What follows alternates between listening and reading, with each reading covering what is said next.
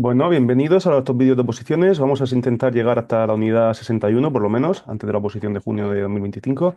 Y en esta ocasión vamos a disfrutar de una unidad muy interesante, que es la unidad 58. Muy interesante y muy difícil también, porque analiza el desarrollo económico, social y político del Reino Unido y de Irlanda desde el final de la Segunda Guerra Mundial, desde el año 1945, también como la presencia de la Unión Europea y el panorama literario del periodo en estos países. Vamos allá, sin más dilación, porque luego se va a hacer un poco largo como el anterior, que fueron casi 40 minutos. Este intentaré que sea un poco más cortito. Como siempre, empezaremos con un índice o una tabla de contenidos en el que intento igualarlo siempre en todos los temas, aunque algunos son diferentes. En este caso tenemos, como siempre, una introducción, eso es básico para todos los temas. Tenemos luego una sección de contenido histórico, en este caso llamada Desarrollo histórico del Reino Unido desde el año 1945. Luego tenemos la tercera sección, que es el desarrollo histórico también de Irlanda desde el año 45. Luego ya la cuarta parte, que es el panorama literario o el contexto literario, como queréis llamarlo, desde el año 45 también. Y como siempre, una conclusión y una bibliografía. Y como sabéis que también me gusta empezar con citas célebres, en este caso una de Tolkien, que es un autor muy importante de esta época, ¿no? Conocido por El Hobbit, El Señor de los Anillos, que dice que ningún idioma debe estudiarse solo o meramente como ayuda para otros propósitos, ¿no? Dice que servirá mejor otros propósitos, como filológicos, históricos, siempre que se estudie con amor. O por sí mismo, estudiarlo por estudiarlo. Muy interesante esa cita para los profesores. Y luego Winston Churchill, que dice que en este país, en Inglaterra, pues se puede criticar al Estado, se puede criticar al gobierno y hay libertad para hacerlo sin fallar al deber a la corona o tu lealtad al rey. Un país libre, digamos, que decía Churchill. Ya empezamos con la introducción, pues podemos empezar diciendo que aquí cada uno que lo adapte como quiera. Yo aquí lo he puesto a mi manera. Dice que el principio del siglo XX era un periodo turbulento, ¿no? En el Reino Unido y en Irlanda, sobre todo, porque no solo se vieron involucrados en ambas guerras mundiales, lo cual destrozó el país, también por muchos bombardeos alemanes. También se enfrentaron a profundos retos socioeconómicos, ¿no? El Reino Unido ya no era el imperio que lideraba el mundo, la potencia que lideraba el mundo, había perdido el poder, ¿no? Con Estados Unidos y la URSS, sino que también ya estaba perdiendo sus dominios, ¿no? Más allá de los mares, ¿no? En la India, por ejemplo, durante los años 40 y 50. Pero lo importante es decir que no solo no perdieron los dominios, sino que siguieron unidos a ellos por la Commonwealth, ¿no? La Unión Económica, que se estableció en el 31. Y luego podemos decir que aunque esta unidad no parezca muy difícil por su cercanía con el presente, y que lo tenemos bastante reciente casi todo, es uno de los temas más desafiantes del set de temas, porque desde el final de la Segunda Guerra Mundial al presente, esto supuso una gran transformación, ¿no? Tanto del Reino Unido como de Irlanda y del mundo entero, ¿no? Y se establecieron como líderes de la mayoría de los asuntos internacionales del mundo, ¿no? Entonces la importancia de esta unidad radica en la importancia, como mejor dicho, que da la LOE en la asignatura de inglés como segundo idioma, a la competencia cultural, ¿no? Porque ya sabemos que aprender un idioma no es solamente aprender la lengua y la gramática y el vocabulario, ¿no? Aprender un idioma, aprender la historia, aprender la cultura, aprender la literatura, ¿no? Entonces, nosotros como profesores de inglés tenemos que intentar animar a los estudiantes a despertar esa curiosidad por la historia y la literatura. A mí, por ejemplo, me encanta, por eso hice el máster de literatura. Entonces, una de las mejores maneras es despertar esa curiosidad literaria y cuando lean libros y cuando se informen sobre la cultura de estos países, pues aprenderá mucho mejor el idioma. Entonces, por eso vamos a proporcionar un análisis concienzudo, ¿no? Del desarrollo socioeconómico y político del Reino Unido de Irlanda desde 1945, nos vamos a centrar particularmente en sus roles dentro de la Unión Europea. Y también, una vez que hayamos analizado el contexto histórico, exploraremos el contexto literario, ¿no? Subrayando los autores más importantes de este periodo. Y ya empezamos con la sección del desarrollo histórico del Reino Unido desde 1945. Pues la Segunda Guerra Mundial afectó significativamente, ¿no? Al Reino Unido, tanto políticamente como socialmente como económicamente, ¿no? El gobierno conservador de Churchill fue perdiendo paulatinamente el apoyo público, llevando a la elección de Clement Attlee, que era del Partido Laborista. Esta nueva administración, y eso como siempre han hecho los partidos laboristas y los de izquierda, pues intentó expandir el estado de bienestar, muy importante en aquella época, ¿no? Y también manejó la independencia de las colonias clave como la India y Pakistán. En la esfera social, pues los soldados que volvieron de la guerra demandaban reformas, ¿no? Sobre todo en la salud. Entonces, esto provocó la creación del NHS, ¿no? El National Health Service, la Seguridad Social inglesa. También la educación libre y gratuita, también iniciativas de vivienda, ¿no? Que tanta áreas faltarían hoy en día. Económicamente, a pesar de la deuda de la guerra, el gobierno nacionalizó industrias clave, como el Banco de Inglaterra, y también el Plan Marshall hizo que se recuperara bastante bien el Reino Unido, ¿no? El Plan Marshall que los americanos ayudaban a reconstruir estas potencias europeas que habían sido tan dañadas en la Segunda Guerra Mundial. Y también ayudó a terminar con el racionamiento, ¿no? La cartilla de racionamiento que también vivimos en España con la Guerra Civil. Entonces, para 1950 ya empezó a recuperarse la cosa. En el 1951 los conservadores volvieron a conseguir el poder, otra vez con Winston Churchill, después lo siguieron Anthony Eden, Harold Macmillan y Alec Douglas Home.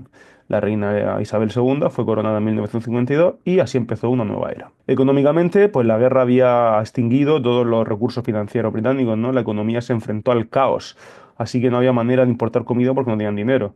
Entonces se pasó del déficit de pagos a un aumento de los pagos, ¿no? Entonces la importancia de la industria se disminuyó y había problemas muy diplomáticos también, ¿no? Con Eisenhower y con Khrushchev, que eran los nuevos líderes, ¿no? Los que partían el bacalao. Y la Unión Soviética, pues empezó también con la política del telón de acero para separarse del contacto con Europa y Estados Unidos.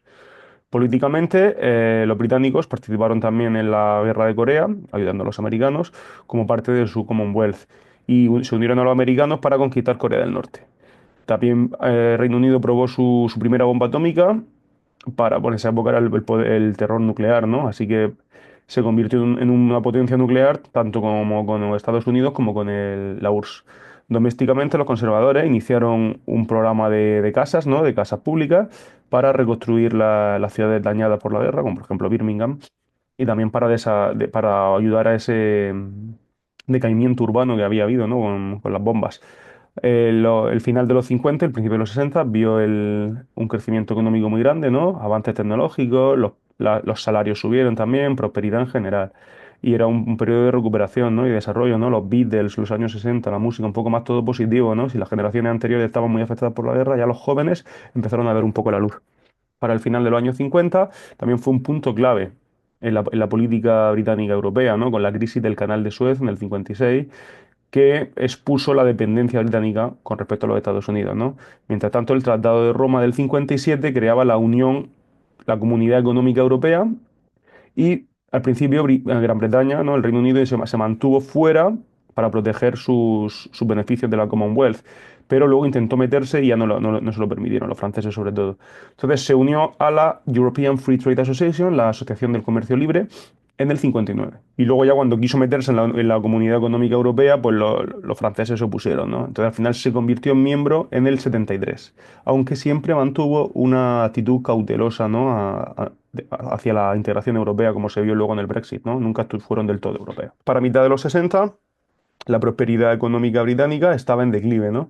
Había una productividad estancada y también pues, muchos problemas entre los obreros, ¿no? Había mucho cabreo entre los obreros. Entonces Harold Wilson, el laborista, ganó las elecciones, pero heredó los problemas del periodo anterior, ¿no? Poca productividad laboral, descontento de las trade unions, ¿no? De los sindicatos, y aunque el gobierno laborista de Wilson intentó tratar estos problemas, como el déficit del comercio, hubo mucha crisis y una devaluación de la libra en el 67 y los problemas económicos persistieron, ¿no? También una inflación, una competitividad debilitada y Gran Bretaña también continuó con la descolonización, dándole la independencia a muchas colonias, ¿no? Para el finales de los 60 la economía seguía estancada y pues esto contribuyó al desarrollo del pesimismo nacional, ¿no? Un sentimiento bastante pesimista. Y así pasamos, seguimos con el desarrollo histórico de los años 70 y 80, pues también un periodo muy importante, ¿no? Como veremos con Heath y Margaret Thatcher, la dama de hierro. Después de la elección del 70, el primer ministro Edward Heath negoció la entrada a la Comunidad Económica Europea, que fue, como he dicho antes, finalmente en el 73, y estos esfuerzos de integración continuaron con John Major, ¿no? Después de Thatcher en el 93. Fue ya con el Tratado de Maastricht cuando se establecieron la Unión Europea y el Reino Unido sí que entró en ella, ¿no? Entonces, este periodo de los 70 y 80, el poder cambió entre conservadores y laboristas, ¿no? Cuyos líderes incluyeron a Edward Heath, ¿no? A Harold Wilson, a James Callaghan o a Margaret Thatcher. Después de incrementar el comercio con Europa, los beneficios económicos se vieron limitados, ¿no? Thatcher enfatizó la soberanía nacional y redujo la intervención del Estado. Entonces la economía empezó a crecer en los 70, también debido a la expansión del poder petrolífero, y se deterioró en el 76. que provocó que el gobierno laborista buscara la ayuda, ¿no?, del Fondo Monetario Internacional. También había problemas en Escocia que llevó al autogobierno, ¿no?, de la década. El gobierno de Thatcher, que también fue largo, ¿no? Fue casi todos los 80, ¿no? Como todos los 80, del 79 al 90. Se centró, pues como siempre hace la derecha, ¿no?, en recortar impuestos, en bajar los impuestos, en disminuir el poder de los sindicatos, ¿no? Particularmente durante el 84-85, ¿no? Como la esta de los mineros, la huelga, ¿no? Como se ve en la película Full Monty también, los trabajadores del acero. También el conflicto de las Malvinas del 82, reafirmó el control británico de las islas en Argentina. Esta era también, dio forma a Gran Bretaña tal y como la conocemos, ¿no? El mandato de Thatcher fue caracterizado por controles estrictos económicos, la privatización de las industrias que eran nacionales antes, ¿no? Por ejemplo, el British Gas o el British Airways, la aerolínea. También en los 80 se han visto a veces como prósperos, ¿no? Con un crecimiento a pesar del malestar social, ¿no? Y también de los problemas del terrorismo de Irlanda, ¿no? La IRA, IRA, la violencia de la IRA. Muchos inmigrantes se enfrentaron también a retos muy significativos, ¿no? Aunque el optimismo público también ganó preponderancia cuando se enfrentaron a la poll tax del 89, ¿no? Y también a atraer a las tropas del Golfo en el plan contra Irak, ¿no? Entonces, estos conflictos internos hicieron que al final Thatcher cayera. Y también la integración en la política europea también hicieron que provocaron el declive político de Thatcher, ¿no?, culminando en el final de su mandato en el 90, aunque siguieron los conservadores también mandando, ¿no? Y esto tuvo un gran impacto en el panorama económico y político. Luego ya en los 90 y los 2000 eh, también se vieron caracterizados por el liderazgo de John Major, de Tony Blair y de Gordon Brown, ¿no? Estos eran laboristas. Bueno, John Major era conservador. El gobierno de Major fue conocido por manejar la guerra del Golfo, el conflicto del Golfo y los problemas económicos. También se enfrentaron a una gran recesión, una larga recesión, pero a mediados de los 90 ya empezó la recuperación. A pesar de esto, ganaron los laboristas, ¿no?, liderados por Tony Blair, también muy importante, que ganó una victoria muy importante en el 97. Y también se aprovechó de estas condiciones económicas laborables a partir de mitad de los 90. Se centró en la devolución de Escocia, ¿no? O sea, darle más poderes políticos a Escocia, más independencia, y también a Gales. También los esfuerzos de paz en Irlanda del Norte, ¿no?, el IRA, y también la involucración, ¿no?, en conflictos como en Kosovo o Irak.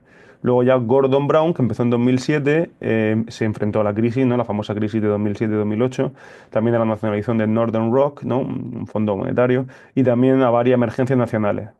Un periodo de gran cambio económico y social en Gran Bretaña también. Fue Premier Ministro Gordon Brown del 2007 al 2010 y en un estilo bastante diferente al de Tony Blair. No tenía el carisma de Tony Blair.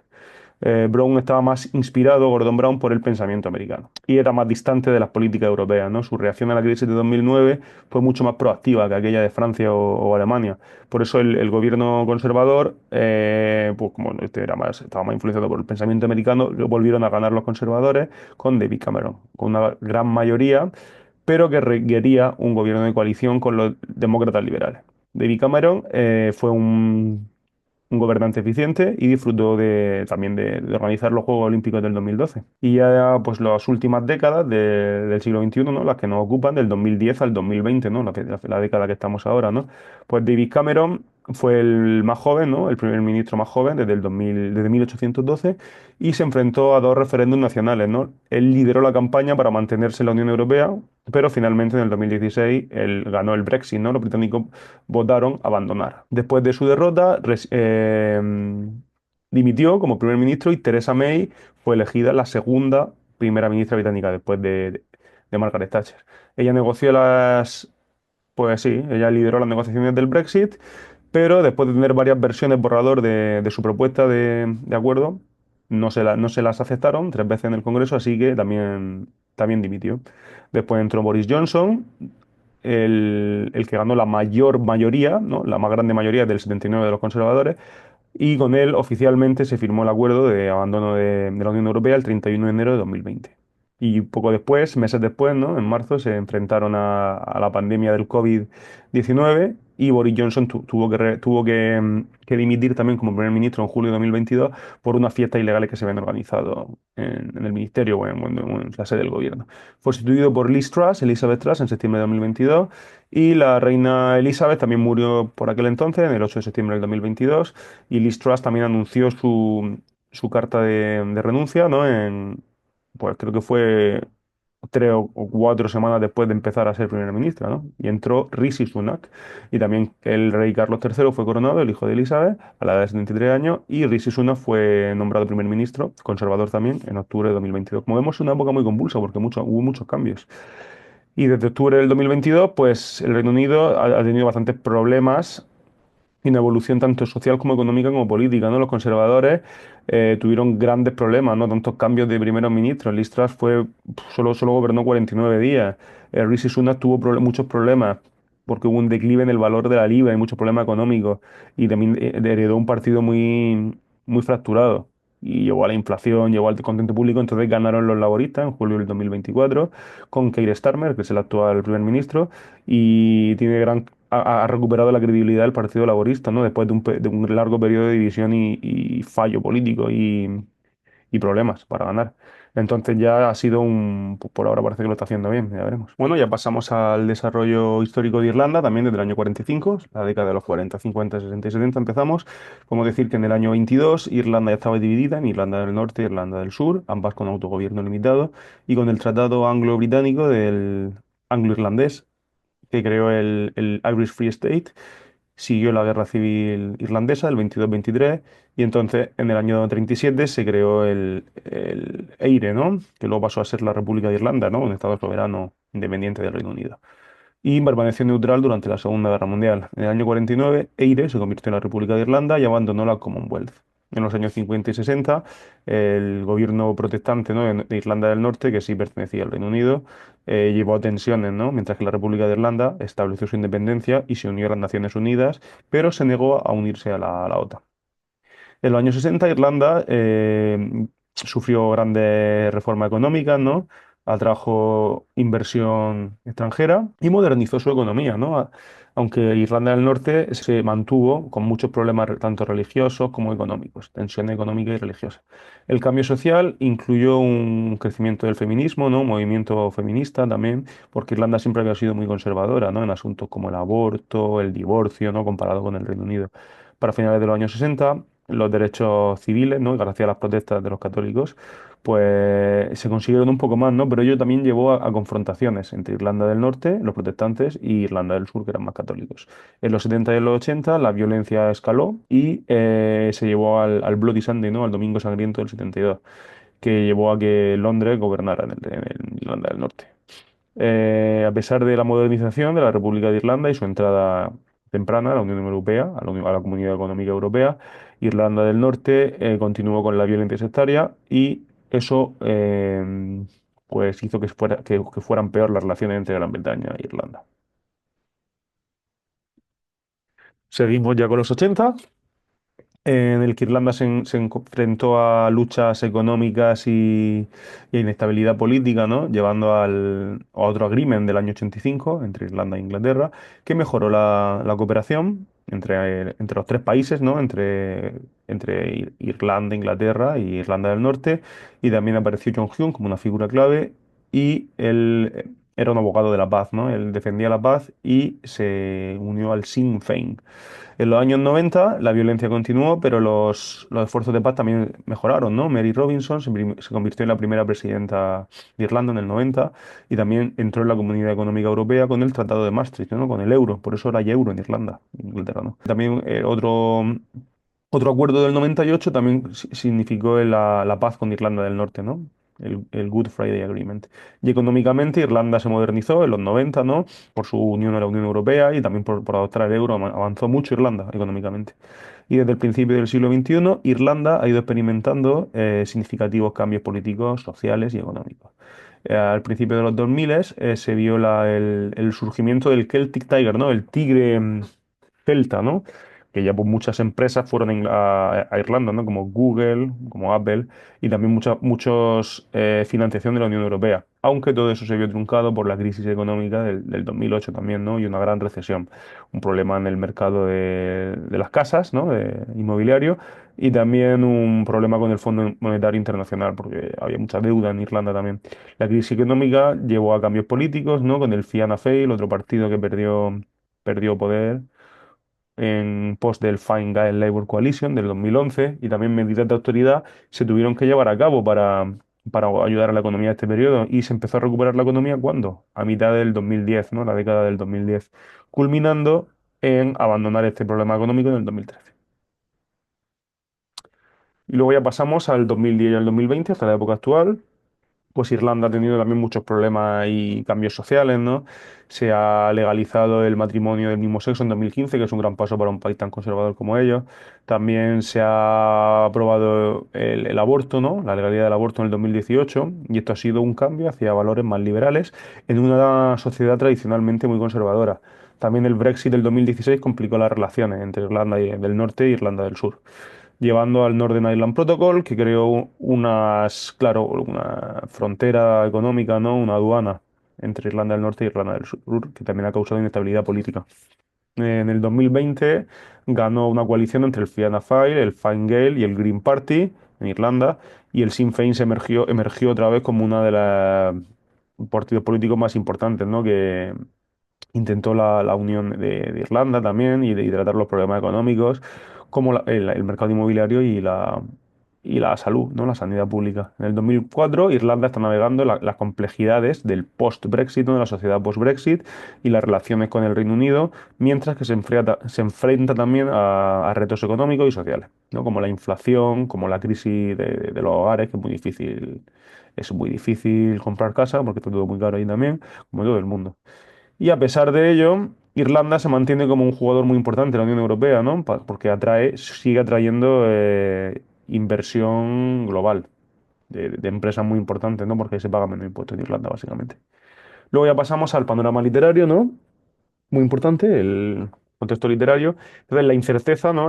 Los problemas de estas décadas posguerra mundial, pos Segunda Guerra Mundial, pues esto se hace muy evidente en los novelistas de la época, ¿no? Y en los poetas, ¿no? Que están concienciados sobre los aspectos sociales, el pesimismo, ¿no? La ausencia de optimismo, y entonces no sorprende que la violencia y la crueldad sean temas frecuentes en estos trabajos, ¿no? Estos trabajos tratan pues la exposición al mundo que ha tenido al genocidio, al conflicto global, la amenaza de la guerra nuclear, de las bombas nucleares y la aniquilación de la humanidad entera. Entonces, durante los años de guerra, la poesía se centró también en estos temas más banales, ¿no? Como el aburrimiento, la frustración con la vida militar, el horror de la guerra, la amistad, la belleza también, siempre hay belleza, ¿no? En el paisaje británico también, y la constante amenaza de muerte. La guerra marcó mucho tanto la poesía como la novela. La poesía moderna pues, trata también estos temas, ¿no? Como la unidad ante el terrorismo, el impacto de la sociedad moderna y la tecnología, y también pues, el tema inmemorial del amor y la muerte. Es muy difícil tener poetas principales porque pues, hay mucha variedad de poetas, ¿no? Pero en este caso pues, tenemos a Seamus Heaney en Irlanda, Philip Larkin en Inglaterra y a Ted Hughes. Y también a su mujer Sylvia Plath, que ganó la gloria ya después de suicidarse. Y Tony Harrison, también muy importante. En los años 50, el grupo de poetas llamado El Movimiento también, pues, abogaba, ¿no? por un lenguaje más sencillo, formas tradicionales, reaccionando contra el modernismo y el internacionalismo. Entonces son como, por ejemplo, Philip Larkin, el Ted Hughes, y también en el 60 apareció otro grupo llamado así, The Group, el grupo. Con, por ejemplo, poetas como Peter Porter, Martin Bell y George Macbeth. Vamos a analizar primero a Philip Larkin, sin más dilación, ¿no? Nació en el 22, murió en el 85. Es famoso, ¿no? por su sensibilidad antirromántica, por su sencillez y su complejidad dentro de su sencillez, ¿no? Sobre todo usando elementos de ironía, de desesperación, ¿no? En trabajos como de Les Deceived del 55. La poesía está marcada por su asociación con la ordinariez de la vida, ¿no? También con la tristeza, ¿no? La resignación vital, y también por su maestría, ¿no? Por su manejo de la precisión formal y un lenguaje muy accesible. Pero que esto se contradice con la profundidad de sus temas, ¿no? La decencia, el cambio social, los deseos incontrolables o incompletos del ser humano. Y entonces tiene poemas muy importantes, ¿no? Como The Whitsun Weddings o High Windows también, en los que trata también del tema de Inglaterra. Vale. También su uso de la ironía, como he dicho, es muy importante. Y la belleza de la calma. o de la desesperación dentro de la calma en la existencia diaria. La existencia diaria, temas muy banales, como he dicho. Luego está Ted Hughes y Sylvia Plath, que eran marido y mujer.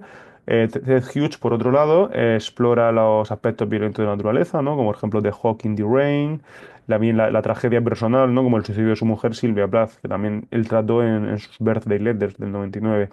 Sylvia Plath también muy importante, hay que hablar siempre de las mujeres, entonces su poesía se caracteriza por la intensidad de su confesión, la vívida imaginación que muestra y también la profundidad psicológica, ¿no? Que descubre temas como la identidad, el trauma o la autodestrucción. Uno de sus poemas más famosos, colección de poemas, es Ariel, que usa muchas metáforas, ¿no? También a través de la energía rítmica, la energía cruda, ¿no? A través de su dolor personal se lleva a la liberación artística, se llega ahí. Sus trabajos reflejan la complejidad, ¿no? La diferencia entre, entre belleza y crueldad, y otros poemas como Daddy o Lady Lazarus, que muestran por la debilidad y el fatalismo también. Entonces, lo más importante en Silvia Plath es su habilidad para convertir el sufrimiento personal en un poema muy poderoso, ¿no? Y que desafió las leyes, ¿no? Las fronteras, los bordes de la expresión poética. Llegó a un punto más allá. Luego ya pasamos a novelas, ¿no? Tenemos a Tolkien, como he dicho antes, del año 92 al 73. Pues Tolkien es el pionero, ¿no? De esta fantasía, de esta literatura de fantasía, novelas de fantasía, ¿no? En libros como El Hobbit o como El Señor de los Anillos, la trilogía del 54 al 55, ¿no? Y él también era filólogo, ¿no? Profesor catedrático de filología y de literatura medieval. Entonces, él bebe mucho ahí de la literatura medieval, también de la mitología nórdica y anglosajona para construir un mundo muy intrincado, ¿no? La Tierra Media, Middle Earth, que encima de todo él creó su propio lenguaje, sus propias culturas, sus propias historias. El estilo de Tolkien está marcado por una construcción de palabras muy detallada, ¿no? Y temas como la lucha entre el bien y el mal, o el viaje del héroe, o la importancia de la comunidad, ¿no? Fellowship, la amistad entre los compañeros. Los trabajos de Tolkien también mezclan un storytelling mitológico con sus valores cristianos y existencialistas, ¿no? Existenciales, que invitan a explorar las complejidades morales y la naturaleza del poder.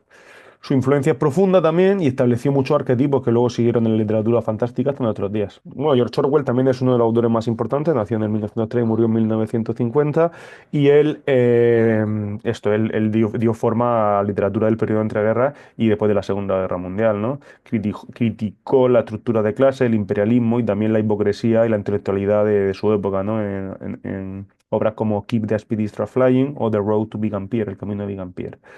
En el periodo de posguerra, él ganó renombre, ¿no? Con Animal Farm, Rebelión en la Granja del 45, una alegoría satírica, pues criticando básicamente a Stalin. Y luego también el 1984, su obra más famosa, 1984, ¿no? Con la presencia del Gran Hermano, que nos vigila a todos, del 49, es una visión en contra del totalitarismo, ¿no? De los efectos deshumanizadores de los fascismos y el totalitarismo y también de las dictaduras del comunismo también. También criticaba un poco a la URSS.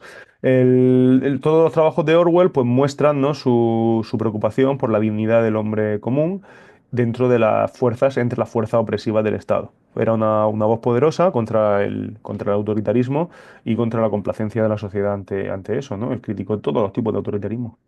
Podemos a Anthony Burgess, que me he puesto esta americana porque él parece que lleva la misma en esa foto, el autor de La Naranja Mecánica, pues él fue bastante celebrado, ¿no? Por su uso innovador del lenguaje, por su humor negro y por la exploración de la voluntad libre, ¿no? Y de la moralidad, como en su obra La Naranja Mecánica, A Clockwork Orange, del 62, luego famosa película de Kubrick también. Es una novela distópica, ¿no? Que muestra una sociedad, por lo contrario, una utopía, ¿no? Explora la naturaleza de lo diabólico, ¿no? Del mal, de la elección libre y también del control estatal, ¿no? A través de lo que le hacen a Alex, el protagonista, ¿no? Que lo obligan a una terapia de choque, lo obligan a ser bueno en contra de su voluntad. También se inventó su propio lenguaje, ¿no? El NatSat, un híbrido que inventó Burgess, él era profesor creo, en la Universidad de Manchester. Y otros trabajos suyos, como Earthly Powers, examinan las complejidades teológicas y filosóficas también, pero también con el uso de la sátira. Su estilo está marcado, ¿no? Por la creatividad lingüística, la ambigüedad moral y el estilo irreverente, e irónico, que desafía las convenciones narrativas tradicionales. Entonces, la hace muy importante. A mí me gusta mucho cómo escribe, sobre todo en la naranja mecánica. Luego vemos a Graham Greene, que también fue guionista de cine, ¿no? Como en la película de George Orwell de Cerman, que no, basada en una novela suya. También tiene novelas complejas psicológicamente, ¿no? Como The Power and the Glory o The End of the Affair, ¿no? Que también exploran pues esa moralidad, la fe, la debilidad humana, ¿no? en contextos políticos muy complicados, ¿no? También El tercer hombre, que es mi favorito, de Third, os recomiendo la película de Orwell, y Nuestro hombre en La Habana, del 58, que también explora la corrupción y las tensiones en la Guerra Fría, ¿no? Y cómo era su estilo, pues mezclaba una prosa muy cinematográfica, por eso lo llevaron al cine, y también un maestro de la exploración psicológica, ¿no? En la literatura moderna británica. Muy importante, Graham Greene. Y buena camisa lleva ahí también. Y ya pues llegamos a la conclusión del tema. No quiero hacerme muy largo, así que vamos a ver la conclusión. Pues podemos decir que al examinar la evolución política, social y económica del Reino Unido y de Irlanda desde el 45, pues hemos hecho un análisis, ¿no? de sus roles dentro de Europa y en el mundo. Y también pues, hemos visto la resolución pacífica de los conflictos entre Irlanda y el Reino Unido, y también cómo se ha aliado el Reino Unido con la política exterior americana, y que es cómo se ha culminado eso en el Brexit. También hemos analizado las figuras literarias clave, ¿no? Como por ejemplo, pues, lo que hemos visto, ¿no? De Tolkien, de Graham Greene, de Orwell, y también cómo los medios de comunicación, aunque no lo hemos comentado mucho, pero han supuesto un rol importante, ¿no? En amplificar esta cultura británica y irlandesa, ¿no? Por ejemplo, adaptaciones cinematográficas de Harry Potter o Angela Assis. Y también, pues, el Reino Unido sigue teniendo un impacto cultural muy importante a escala global. Y como siempre terminamos con la bibliografía. En este caso, pues la más importante yo diría que es la de Sanders y Rogers, ¿no? Yo siempre uso las colecciones de Oxford, ¿no? Porque ya incluyen a todo. Entonces nos pueden servir para casi todos los temas del Reino Unido. Por aquí pues tenemos el de English Literature de Burgess, que a mí me gusta mucho, editado por Longman en el 58. Luego tenemos el Oxford Companion, estos son los que me gustan. The Oxford Companion to English Literature, The Oxford Illustrated History y The Short Oxford History. Ese es mi favorito, el de Sanders. Y ya pues con esto vamos a terminar y nos vemos en el siguiente vídeo. Perdona si me he hecho un poco largo. Suerte en el estudio y ánimo con ello.